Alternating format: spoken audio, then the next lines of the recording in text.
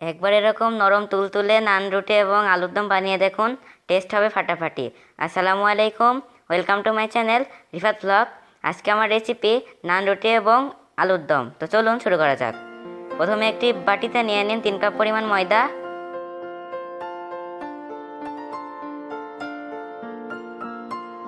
দিয়ে দিন পরিমাণ মতন লবণ, 1 টেবিল চামচ চিনি এবং 1 টেবিল চামচ ইস্ট।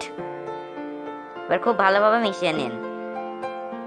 তারপরে হালকা কুসুম গরম পানি দিয়ে খুব ভালোভাবে একটি নরম ডো তৈরি করে ফেলুন। আপনার ছেলে এখানে দুধও দিতে পারেন।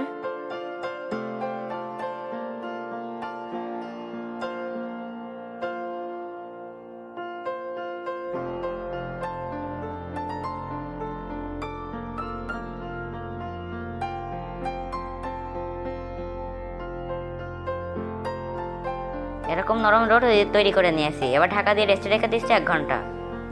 এখানে আরেকটি ফ্রাই প্যানে আমি শুকনো লঙ্কা, দারচিনি এবং এলাচ আর জিরে খুব ভালোভাবে ভেজে ব্লেন্ড করে নিচ্ছি। একই প্যানে আবার পরিমাণ মতন তেল দিয়ে জিরে এবং হলুদ, লবণ আর পেঁয়াজ দিয়ে খুব ভালোভাবে মিশিয়ে নিচ্ছি। পেঁয়াজটা বাটা ছিল। এবার আমি আগে থেকে 3টে আলু ভালোভাবে সেদ্ধ করে রেখেছিলাম, দিয়ে দিলাম। এবার এই মশলাগুলোকে খুব ভালোভাবে কষিয়ে নিচ্ছি।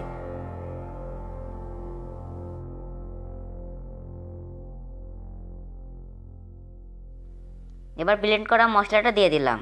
এবার খুব ভালোভাবে পানি দিয়ে আমি খুব ভালোভাবে রান্না করে নিচ্ছি।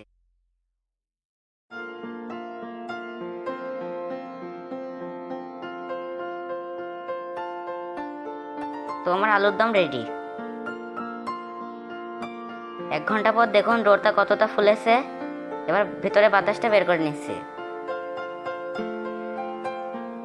এবার এরকম একটি ফিরিতে নিয়ে খুব ভালোভাবে মুছে নিচ্ছি। তারপর একটা লম্বা শেপ দিয়ে নিচ্ছি। তারপর ছোট ছোট করে লেচি কেটে নিচ্ছি।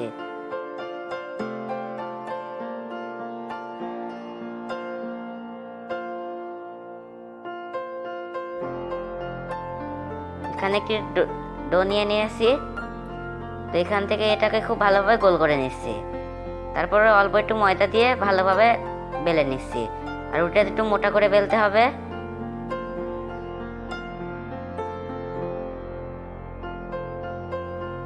আমি খুব ভালোভাবে বেলে নিচ্ছি। এইভাবে সবগুলো তৈরি করে নিচ্ছি।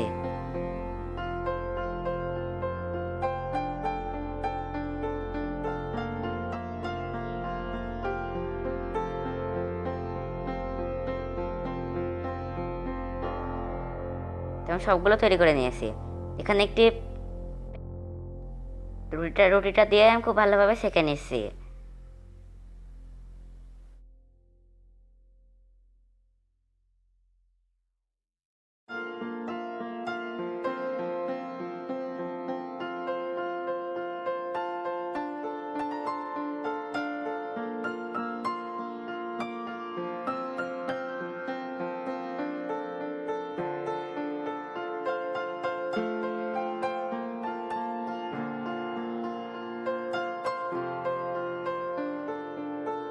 এরকম লাল লাল করে আমি রুটিটাকে সেঁকে নিয়েছি। দেখুন উপরটা কি সুন্দর লাল হয়েছে, একদম মনে হচ্ছে যেন দোকান থেকে কিনে আনা হয়েছে। এভাবে আমি সবগুলো বানিয়ে নিচ্ছি।